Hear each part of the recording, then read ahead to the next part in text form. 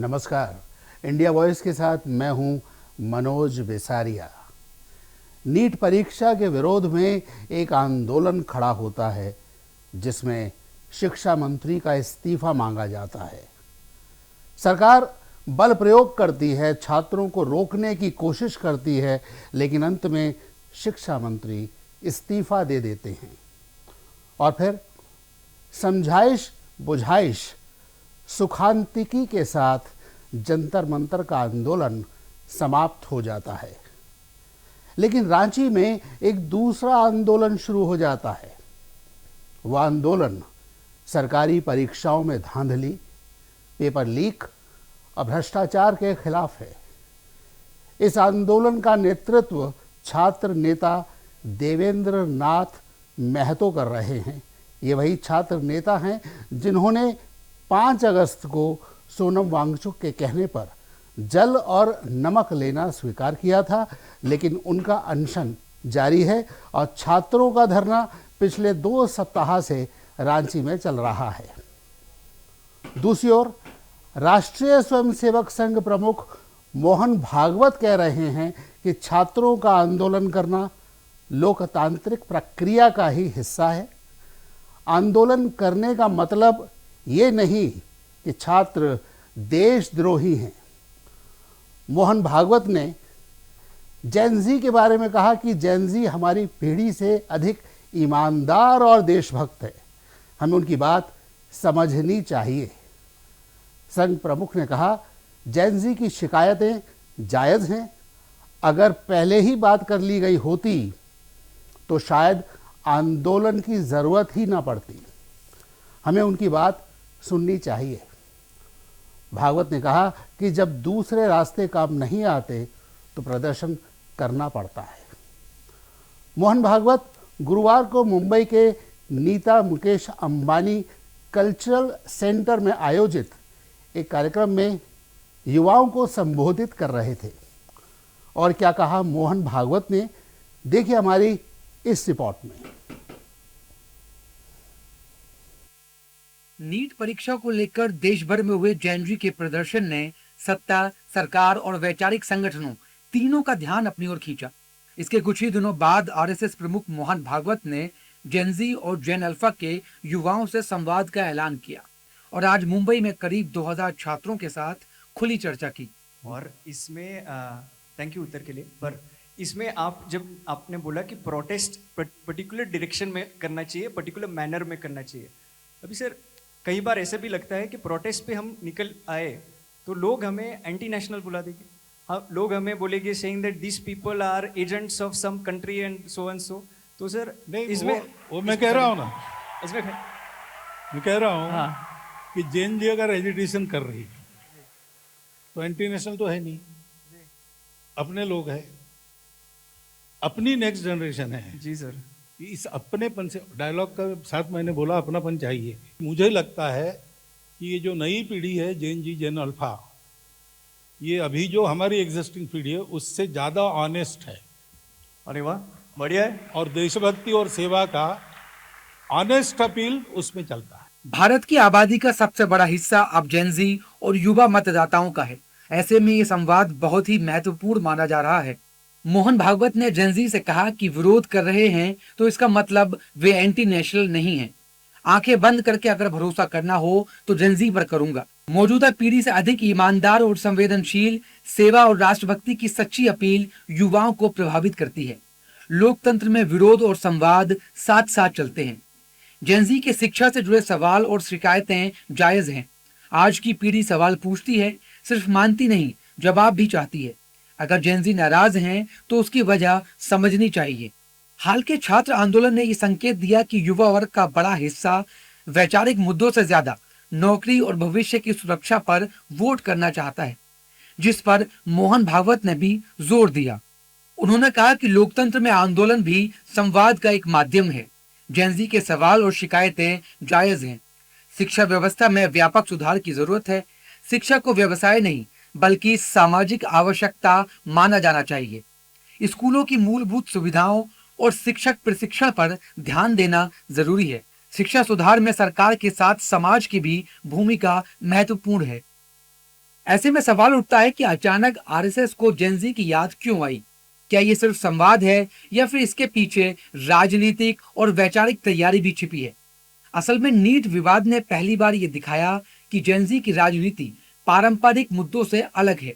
ये पीढ़ी रोजगार, परीक्षा में पारदर्शिता, अवसरों की समानता और जवाबदेही जैसे मुद्दों पर सड़क पर उतरने से नहीं हिचकती। पहले भी कहा था कि आज जो हम हमारी युवा को देखते हैं, हम भूल जाते हैं कि यार ये सिर्फ हमारी युवा नहीं है, ये एक्चुअली हमारा फ्यूचर है।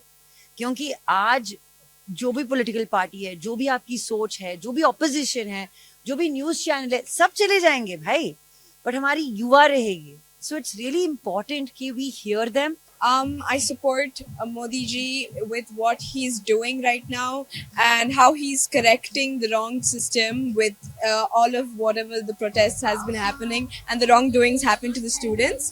And the Honorable Prime Minister is doing what's right for the students and the citizens of this nation. Great that he's trying to interact with students in a way that connect with them more and that has given more perspective to his speeches to the students these days. Prime Minister, I feel like ever since he has become the Prime Minister, he has done a lot for our country, right? Especially regarding the youth, because India is known to have one of the largest youth populations, and he has made like the best use of it and tried to motivate us to do better so that our country can really develop and stand somewhere in this world. RSS और BJP भले ही अलग संगठन हों, लेकिन दोनों के बीच वैचारिक और संगठनात्मक संबंध लंबे समय से स्थापित हैं।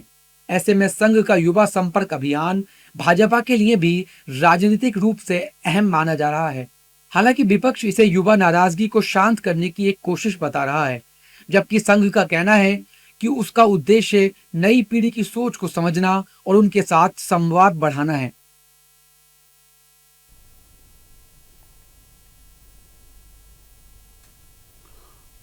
मोहन भागवत ने कहा कि ये युवा इसी देश के नागरिक हैं और देश का भविष्य हैं। लोकतंत्र में आंदोलन अपनी बात रखने, संवाद शुरू करने और सहमति बनाने का एक वैध माध्यम है और किसी भी मतभेद का समाधान बातचीत और आपसी सम्मान से ही संभव है।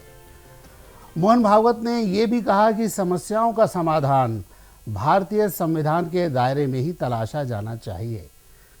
लेकिन क्या मोहन भागवत बीजेपी की पैरवी कर रहे हैं या उनका अंतर्बोध अब जागृत हुआ है? आज इसी विषय पर चर्चा करेंगे। हमारे साथ हैं वरिष्ठ पत्रकार आलोक गुप्ता और आरएसएस कार्यकर्ता डॉक्टर मनोज त्यागी। आप दोनों का अभिवादन, नमस्कार। त्यागी जी से मैं बात करता हूं। डॉक्टर मनोज त्यागी, ये बताइए कि अचानक जैन जी के लिए भागवत जी के मन में प्रेम क्यों जागा? जी नमस्कार। नमस्कार बंधुवर, पहली बात तो ये है कि ये पहली बार नहीं है। जी, हमको ये स्पष्ट करना चाहिए कि ये संवाद पहले भी स्थापित होते रहे हैं और भागवत जी हमेशा इस प्रकार के खुले आदि कार्यक्रम करते रहे हैं। युवाओं के साथ, कॉलेज विद्यार्थियों के साथ उनके लगातार इस तरह के संवाद हमेशा हर प्रांतों में जब जहां उनके प्रवास होते हैं, संघ शिक्षा वर्गों में युवाओं के साथ, अन्य प्रकार के कार्यक्रमों में युवाओं के साथ उनका संवाद हमेशा स्थापित रहता है। ऐसा पहली बार नहीं है। लेकिन क्या है कि ये परिदृश्य जो अभी जनजी आंदोलन हुआ जी, इसके साथ ये ज्यादा पॉपुलर हो गया है मीडिया के कारण से, जैन जी। लेकिन युवा वर्ग कहने वाला, तरुण भाषा में बात करने वाला संघ, और संघ तो रहा ही हमेशा तरुणों का संघ रहा है और संघ की स्थापना से ही युवाओं का महत्वपूर्ण योगदान है। उन युवा पीढ़ी को लेकर ही संघ आज तक अपने कार्य में यहां तक 100 वर्ष की यात्रा अगर पूर्ण की है तो वो युवा वर्ग के साथ ही की है। तो इसमें कोई अलग से बात नहीं है। हाँ, उस संदर्भ को जोड़ते हुए ये नयापन आप कह सकते हैं कि थोड़ा सा दिखाई दे रहा है। जी, राष्ट्रभक्त के साथ साथ खुले मंच से, और बड़ा आज भी वो स्पष्ट कहा है कि कल का नागरिक, आज जी। का युवा, ये संघ की सोच रही है पहले। आज का विद्यार्थी कल का नागरिक नहीं है, आज का नागरिक है जो कॉलेज में आ गया है, जो अपने निर्णय स्वयं लेने की स्थिति मनोज में है, जी, वो आज का लेकिन नागरिक है ये और उस पर चुप्पी विश्वास तब करना क्यों पड़ेगा थी? हमें। जब जंतर मंतर में आंदोलन हो रहा था उस समय तो चुप्पी थी। उस समय तो आपके सह कार्यवाह अतुल एम ने नहीं, जंतर नहीं। मंतर के आंदोलन को वामपंथी विचारधारा और राष्ट्र विरोधी बताया था, और केरल के एक संघ के कार्यकर्ता ने तो कहा था कि मैं तो गोली मार देता, छात्रों को गोली मारने का आदेश दे देता। देखिए, मुझे उस विषय पर पूरी जानकारी नहीं है, लेकिन ये बात स्पष्ट है, जिस प्रोटेस्ट का नेतृत्व और मीडिया, सोशल मीडिया पर जो छाया रहा, जी वो आयशा और आयशा के लोग छाए रहेंगे तो क्या कहा जाएगा? जी अगर किसी पर, किसी आंदोलन पर किसी चीज का झंडा अगर दिखाई दे रहा होगा तो उस आंदोलन को क्या कहेंगे आप कि किसका आंदोलन है? वहां आयशा की ढपली बज रही थी, एसएफआई की ढपली बज रही थी, तो उसको वामपंथी संगठनों के द्वारा प्रायोजित धरना नहीं कहेंगे तो क्या कहेंगे आप? उसको जनजी का धरना तो नहीं कहेंगे ना, वो तो पर्टिकुलर एक राजनीतिक मंच का, विद्यार्थी संगठन का कार्यक्रम था, वो विद्यार्थी आंदोलन नहीं था। लेकिन अगर नीट की बात करते हुए अगर आप बात करते हैं तो 15 तारीख को ही विद्यार्थी परिषद ने नीट के डायरेक्टर साहब का रिजाइन मांगने के लिए देश भर में अपना आंदोलन चलाया, और उनका प्रदर्शन रहा पूरे देश भर में कि जो कथाकथित 3 लोगों के नाम आए हैं उन तीनों का सस्पेंड किया जाए, नीट के डायरेक्टर को सस्पेंड किया जाए। ये पहले दिन से डिमांड विद्यार्थी परिषद ने उठाई। विद्यार्थी परिषद ने अगर ये डिमांड उठाई तो कहीं नेपथ्य में चली गई, क्योंकि लोगों की दृष्टि में जो रहा वो जंतर मंतर ही छाया रहा। ऐसा क्यों? देखिए, मैं विद्यार्थी मानता परिषद की हूं, भूमिका मैं मानता गौण हूं क्यों कि हो गई उस आपकी समय? बात से मैं पूरी तरह सहमति व्यक्त करता हूं जी कि जितना प्रचार मिलना चाहिए था इस विषय को, उतना प्रचार नहीं मिल पाया। लेकिन ऐसा नहीं है कि हमने मुद्दे से आंख बंद कर ली थी, या कबूतर बनकर, संकट देखकर कबूतर जैसे आंखें बंद कर लेता है, ऐसे बंद की थी, ऐसा कतई नहीं है। विद्यार्थी परिषद ने फर्स्ट दिन जैसे ये सूचना प्राप्त हुई, पूरे देश भर में विद्यार्थियों का काम, क्योंकि संघ की परंपरा के अनुसार हर विषय को अलग अलग प्रकार से उठाया जाता है। विद्यार्थी क्षेत्र में काम करने के लिए विद्यार्थी परिषद है, धार्मिक क्षेत्र में काम करने के लिए विश्व हिंदू परिषद काम कर रहा है, मजदूर क्षेत्र में काम करने के लिए भारतीय मजदूर संघ काम कर रहा है। इसी प्रकार जहां का जो जैसा आदेश होता है, क्योंकि संघ एक रचनात्मक सांस्कृतिक कार्यक्रम करने वाला संगठन है और शुरू से रहा है। कहीं उसकी कोई राजनीतिक आंदोलनात्मक भूमिका कहीं दिखाई नहीं देगी आपको, ना दिखाई दी होगी आज तक। 100 वर्षों की यात्रा के अंदर संघ चल रहा है। और ये भी जो कार्यक्रम, एक प्रश्न आलोक गुप्ता जी से भी ले लेता हूं। पहला प्रश्न इन्हीं से पूछना चाहा था, लेकिन संपर्क टूट गया था। आलोक जी, मोहन भागवत जी के बयान को आप किस रूप में देखते हैं? जी देखिए, मोहन भागवत चूंकि इतने बड़े नाम हैं और इतनी बड़ी संस्था के हेड हैं, और मैं बताना चाहूंगा कि नमस्ते सदा वत्सले मातृभूमि जो संघ की जो बुनियादी संरचना है, जिसमें छोटे बच्चे, शिशु मंदिर के बच्चे, कक्षा 5 से लेकर इंटरमीडिएट तक के बच्चे जिस संघ में अपने को शामिल करते रहे हैं और संघ में शामिल होते रहे हैं, संघ का जो गीत है उसको गाते रहे हैं जी। अब मोहन भागवत जी ने जिस तरीके से अपनी बात को रखा, जिस तरीके से युवाओं के साथ कन्वर्सेशन किया, और वो निश्चित तौर पर उनकी बहुत ही बड़ी दूरदर्शी सोच है, जिसके कारण जैसे कि मनोज त्यागी जी बता रहे थे कि 100 साल संघ का पूरे हो चुके हैं। लेकिन मनोज त्यागी जी से मेरे 2 सवाल बनते हैं। मनोज जी, संघ चूंकि युवाओं को लेकर चलता है, युवाओं की सोच से जुड़ा हुआ है, बचपन के साथ जो बच्चे कक्षा 4-5 शिशु मंदिर से निकलते हुए आते हैं, वो कहीं ना कहीं उन पर संघ का इम्पैक्ट रहता है। तो संघ जिस तरीके से, मोहन भागवत जी जिस तरीके से बच्चों की भावनाओं को समझ रहे हैं, क्या बीजेपी की सरकार उन भावनाओं को उस तरीके से समझने में नाकामयाब रही, या उनकी भावनाओं को उन्होंने तब समझा जब बच्चे बिल्कुल चीखने चिल्लाने लग गए और जिस भाषा का प्रयोग उन्होंने किया उसके बाद उन्होंने समझा? और दूसरा, आंदोलन के लिए आप बता रहे थे आईएसआई, आयसा को जिम्मेदार बता रहे थे, एसएफआई को जिम्मेदार बता रहे हैं, तो एक दूसरा सवाल ये बनता है कि एयरपोर्ट पर इस आंदोलन की अनुमति देने के लिए क्यों अधिकारियों को भेजा? जी जी मनोज जी, सवाल तो वाजिब है आलोक जी। है, मैं एक कार्यकर्ता के नाते से बैठा हूं, जी। ये सरकार का प्रश्न है, सरकार उचित जवाब देगी इसका। रही बात जो मैंने देखा आपने देखा, क्योंकि तथ्य तो आपके पास भी वही है जो मेरे पास है जी कि सोशल मीडिया के माध्यम से, यूट्यूबर्स के माध्यम से जो तथ्य निकलकर सामने आए हैं, न्यूज चैनल के माध्यम से निकल कर आए हैं, वो आपने भी देखे हैं और मैंने भी देखे हैं। तो इसका जो अनुमति का प्रश्न और ये सारा जो है, ये तो सरकार और कोई अथॉरिटेटिव व्यक्ति अगर हमारे बीच में बैठा होता तो ये उसका प्रश्न था।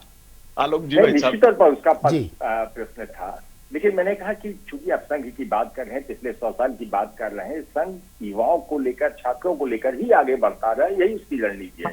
जो भाषा, जो आपकी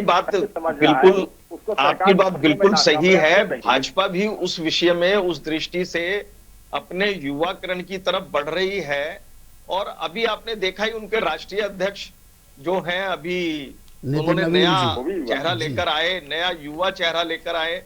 तो ये वैसे भाजपा का आप व्यक्ति को साथ बैठाते आज तो ज्यादा अच्छा रहता। मेरा निवेदन था कि मैंने तो ये कहा कि भाई भाजपा का भी कोई व्यक्ति वहां बैठना चाहिए, जिससे सीधे प्रश्न आप पत्रकार महोदय कर सके। नहीं, भाजपा के लोग भी बैठते हैं साहब मंच में, लेकिन हमें लगा कि राष्ट्रीय स्वयंसेवक संघ जैसे मंच, जैसे प्रतिष्ठित मंच से भी आज कोई होना चाहिए। प्रश्न होगा तो मैं दूंगा। आलोक जी ये बताइए, चलिए प्रश्न आलोक जी आपसे, ऐसा नहीं है। आलोक जी ये बताइए, क्या सरकार को बचाने की कोशिश की गई है मोहन भागवत जी द्वारा? क्या लगता है आपको? देखिए, दोनों बातें आप कह सकते हैं, लेकिन संघ की जो पृष्ठभूमि रही है, जिस तरीके से उनकी कार्यशैली रही है पिछले 100 वर्षों का जो उनका इतिहास रहा है, और जिस तरीके की उनकी भूमिका राष्ट्रव्यापी रही है, तो मोहन भागवत का निश्चित तौर पर ये ऐतिहासिक और बहुत ही सोचा समझा कदम रहा है। और जिस तरीके से उन्होंने जनरेशन जेड के साथ अपना संवाद कायम किया, और उन्होंने जो बयान दिए, 3-4 उनकी प्रमुख बातें रही हैं। उन्होंने छात्रों के प्रदर्शन को और उनकी शिकायत को जायज ठहराया है, और यह भी कहा है कि विरोध करने से, अगर छात्र विरोध करते हैं तो कोई उससे देश विरोधी नहीं हो जाता है। तो यह भी सरकार के लिए एक नसीहत देने का ये नसीहत वाला एक अच्छा बयान है, जिसकी प्रशंसा की जानी चाहिए कि मोहन भागवत जी ने कम से कम इस मिथक को तोड़ा है कि जो आंदोलन करता है वो राष्ट्र द्रोही होता है। ये बात अच्छी कही है मोहन भागवत जी ने। जी, दूसरा उन्होंने कहा कि सरकार और समाज को युवाओं की बात सुननी चाहिए। निश्चित तौर पर सरकार जिस तरीके से युवाओं की बात को अनसुनी कर रही थी और जिसका खामियाजा भुगतना पड़ा और धर्मेंद्र प्रधान को अपना इस्तीफा देना पड़ा, हालांकि विपक्ष, आम आदमी पार्टी, समाजवादी पार्टी, दूसरे राजनीतिक दल भी बाद में उनके इस आंदोलन में पहुंच गए थे, और जिसके कारण तमाम सारी स्थितियां देखने को मिली। किस तरीके से राहुल गांधी अपने प्रधानमंत्री आवास तक पहुंचे थे, लेकिन उन्होंने बताया कि आपसी बातचीत से हर समस्या का समाधान किया जाता है। बिल्कुल सही कहा आलोक जी, समय की कमी है। एक अंतिम प्रश्न आप दोनों से पूछना चाहता हूं, क्या आने वाले समय में जैन जी राजनीति के केंद्र में रहने वाले हैं? जी डॉक्टर त्यागी प्लीज। देखिए भाई साहब, संक्षेप में जवाब। जी, 4 विषयों पर हमेशा शुरू से राजनीति रही है, शिक्षा, रोजगार और महिला सशस्त्रीकरण और पर्यावरण। ये तो मुख्य मुद्दे आदरणीय परम पूजनीय सरसंघ चालक जी ने भी अपनी बातों में कहे हैं कि युवाओं को शिक्षा में जो सुधार जितना पर्याप्त होना चाहिए उतना सुधार नहीं हुआ है।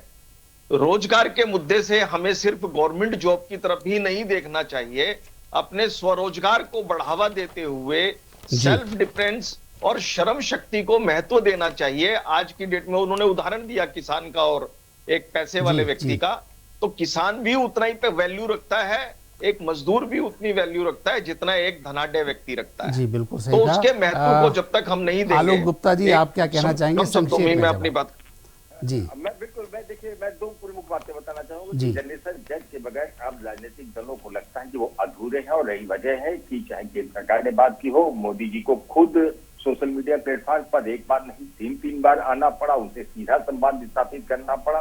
और इसके साथ ही उत्तर प्रदेश की अगर बात जी। करते हैं तो मुख्यमंत्री योगी ने एक स्वतंत्र यानी माना जाना चाहिए कि निकट भविष्य में जेन ज़ी को ध्यान में रखते हुए सरकार अपनी नीतियां भी बनाएगी।